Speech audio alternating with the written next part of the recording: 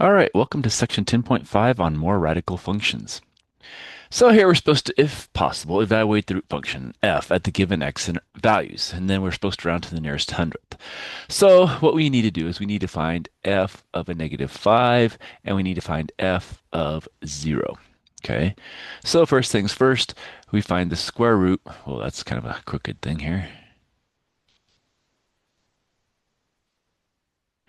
We need to find the square root of, and now we plug in a negative 5.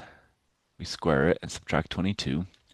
Well, negative 5 squared is 25. Minus 2 is going to be the square root of 3. And so we'll have to do that because they want it to the nearest hundredth. And then we also, while we're there, let's figure out what this one's going to be.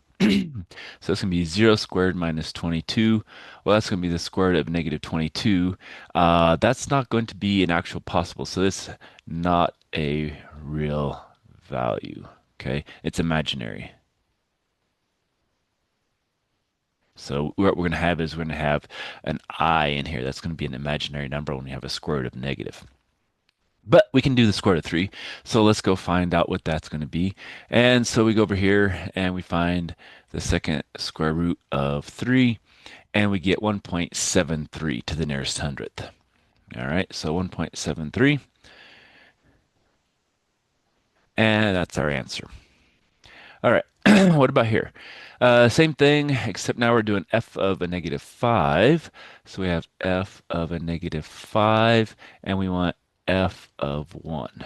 All right, so plugging this in, we have the cubed root of 4 minus 3 times negative 5. And here we have the cubed root of 4 minus 3 times 1.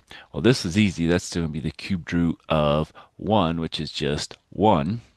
Now this one is going to be a little more, so that's a cubed root of, and then we have 4 plus 15, and so that's going to be the cubed root of 19. Okay, so all we need to do is find out what the cubed root of 19 is. So we're going to take 19 and we're going to raise it to the power 1 divided by 3. My calculator makes it a whole power. If you don't, you have to put parentheses around that.